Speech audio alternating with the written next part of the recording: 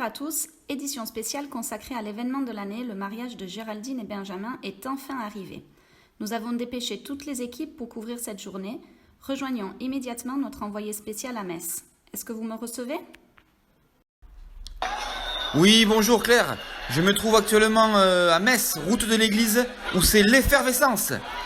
Un dispositif de sécurité assez impressionnant a été mis en place pour assurer le bon déroulement de la folle soirée qui s'annonce. Toutes les forces de l'ordre sont mobilisées pour encadrer les millions de curieux. Et c'est vrai que c'est un peu la folie ici, car tout le monde parle de ce moment depuis très longtemps. Comme vous le constatez, la soirée s'annonce très mouvementée. D'ailleurs, l'affaire a pris une ampleur mondiale et beaucoup de réactions à travers le globe se sont fait entendre.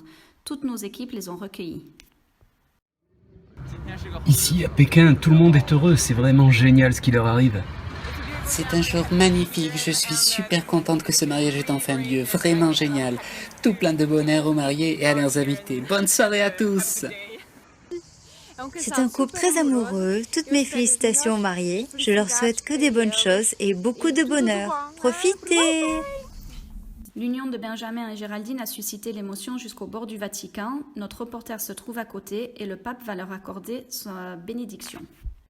Et oui, Claire, en effet, je suis actuellement à Rome où dans quelques secondes, le pape va donner sa bénédiction pour ce magnifique couple.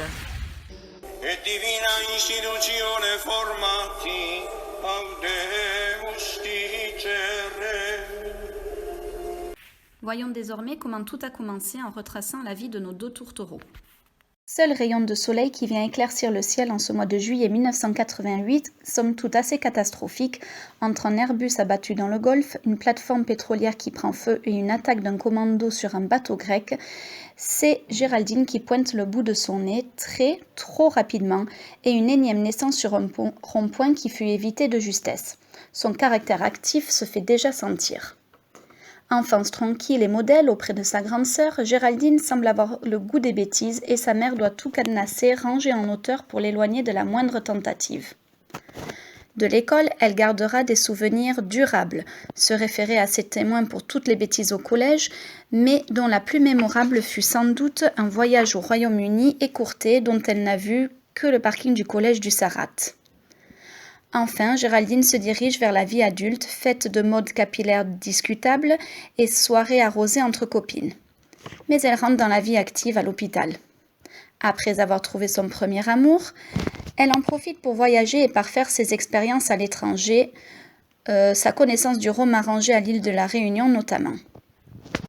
Tout en laissant son grand amour rencontré récemment sagement l'attendre en France.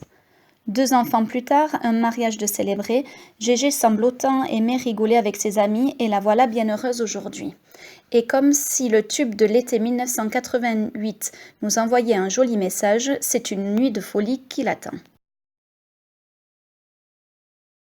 Après un premier enfant magnifique, Yves et Colette ont remis le couvert pour donner naissance à Benjamin le 28 février 1988. Celui-ci fit ses premiers pas à Metz, où déjà il préférait être dehors à jouer que faire des coloriages ou lire un livre. Après 3 années route de Patès à explorer le jardin, ce fut l'heure de la rentrée scolaire.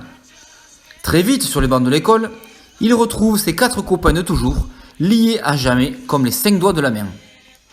Avec eux, il fit les 400 coups, et nombreuses sont les fois où les parents se sont rendus dans le bureau du directeur de l'école, où le pauvre Mumu s'en est arraché les cheveux. Mais je pense que ce dernier ne leur en tient pas trop rigueur. N'est-ce pas, Mumu ? Tous, Benjamin, et tous mes vœux de bonheur. Son adolescence fut partagée entre le basket, sa famille et ses amis messois. Une grande partie de cette période est d'ailleurs retracée avec de nombreux dossiers sur une célèbre page Skyblog dont nous préférons taire le nom par peur de représailles.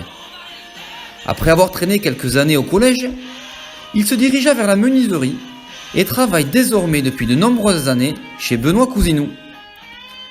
Après une parenthèse lors d'un voyage en Australie et en quête de l'amour de sa vie, c'est finalement au hasard d'une soirée imprévue et emmené par Cécé qu'il rencontrera celle qui est désormais la femme de sa vie, la belle Géraldine. Et c'est donc tout naturellement que le 17 août 2019 a eu lieu l'acte de mariage.